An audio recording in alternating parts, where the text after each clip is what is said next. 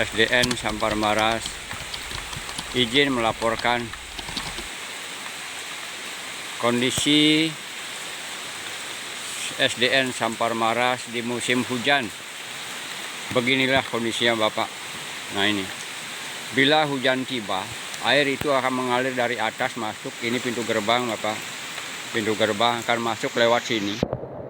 Airnya akan masuk ke ruangan kelas 5 dan kelas 4 dan menggerus sebagian tembok yang ada di samping.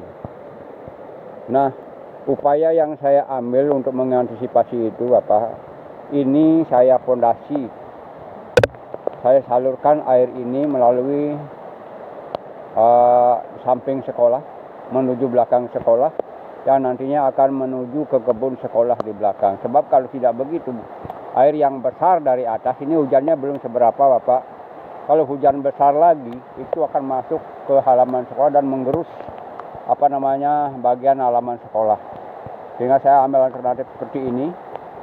Ini tembok, ini berkat bantuan dari rekan-rekan guru untuk beli semen dan kerjakan secara bergotong royong.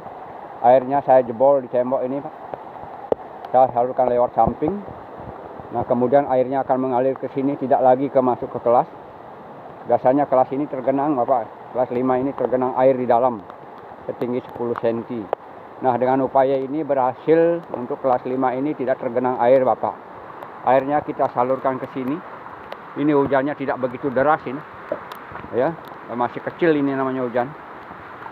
Nah kemudian akan jatuh ke sini. Ini sudah dibenteng sama komite beberapa tahun yang lalu. Nah sehingga ini digerus Bapak. Sedikit digerus. Ini tembok sekolah kelas 5 dan sebagian tanahnya sudah digerus. Pondasinya seperti ini Bapak. Ini kelas 5, airnya dari sana. Ini tetangga punya ya. Kemudian kita salurkan ke sini Bapak. Lewat belakang. Saya selusuri lewat belakang. Nah, kemudian setelah di sini, ini kantin yang dulu kita pakai kantin.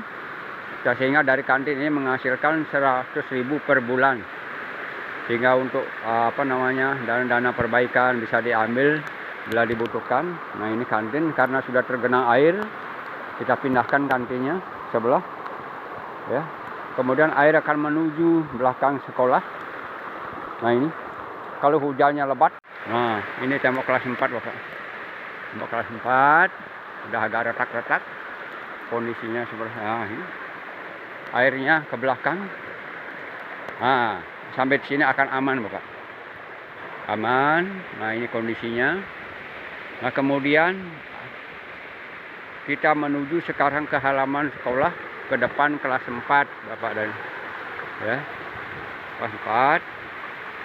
Nah di mana kantin ini sudah tergerus air. Nah itu dalamnya sudah ada 0,5 meter. Kemudian nah kita timbun dengan batu kosong ini kantin ini. Itu sudah 0,5 meter masuk ke dalam digerus oleh air. Bila hari karena airnya besar, sekarang sedikit ini airnya. Kalau dulu besar tinggi sampai 20 cm ketebalan air itu.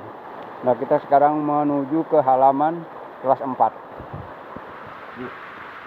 Nah ini halaman samping kelas 4 antara kelas 5 dan kelas 4. Nah ini air sudah bagian kecil yang masuk ke sini. Nah dari atas sana yang tadi, kemudian airnya ke sini. Kalau dulu tidak dialirkan ke samping, airnya akan masuk ke ruangan Pak.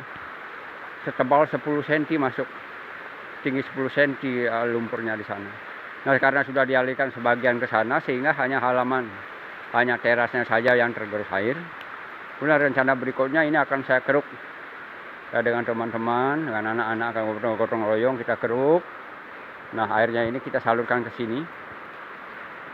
Nah ini bangunan tahun 2019 kamar mandi.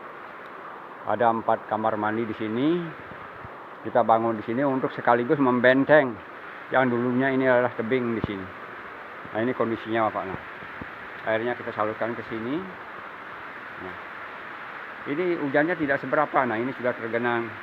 Nah, besok terpaksa kita ditunda belajarnya berapa menit atau berapa jam untuk membersihkan lagi. Setiap musim hujan seperti itu. Ya. Nah kemudian ini sudah agak aman ini. Nah sudah aman. Nah halaman sekolah aman. Nah kondisi sekolah ini dibangun kelas 5 ini dibangun 2007.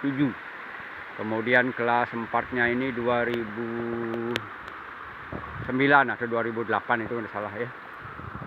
Nah ini juga ada agaman ini. Nah, kondisinya aman di halaman sekolah karena airnya sudah alirkan itu airnya. Nah, rencana berikutnya nanti di pintu gerbang ini saya akan tinggikan 10 cm atau 15 cm. Setelahnya polisi tidur sehingga airnya betul-betul ke samping alirannya sehingga ke tempat yang tadi. Nah ini kita jebol terpaksa ini tembok yang samping ini. Kalau tidak jebol full air itu akan masuk halaman sehingga semua tergenang di kelas 5 dan kelas 4 karena posisinya di bawah.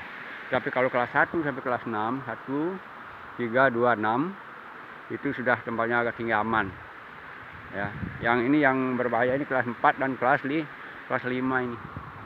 Nah, airnya ini hujannya kecil Pak. Kalau besar, wah tidak bisa kita bayangkan. Kita takutkan mudah-mudahan sekolah ini ya tetap berdiri kokoh. Ya kita akan perjuangkan, kita pertahankan dengan teman-teman dan tenaga stakeholder yang ada di Sampar Maras.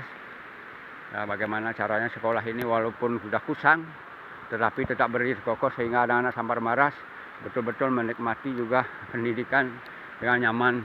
Nah, mudah-mudahan dengan laporan ini ada Bapak penentu kebijakan merasa tertarik untuk datang melihat secara langsung kondisi sebenarnya.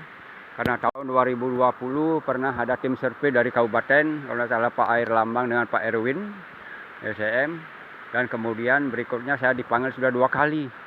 Nah, menurut informasi dari operator, bahwa 99% Sampar Maras akan kena rehab.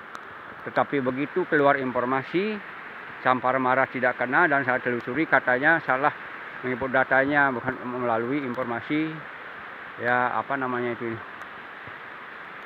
istilahnya aplikasi Krishna, bukan aplikasi Krishna yang kita itu saya tidak mengerti. Mudah-mudahan dengan laporan yang nyata dan real ini ya para penentu kebijakan Dikbud bisa melihat langsung kondisinya dan tertarik akan datang ke Sampar Maras sehingga betul-betul Sumbawa ini gemilang secara menyeluruh ya di desa maupun di kota. Amin.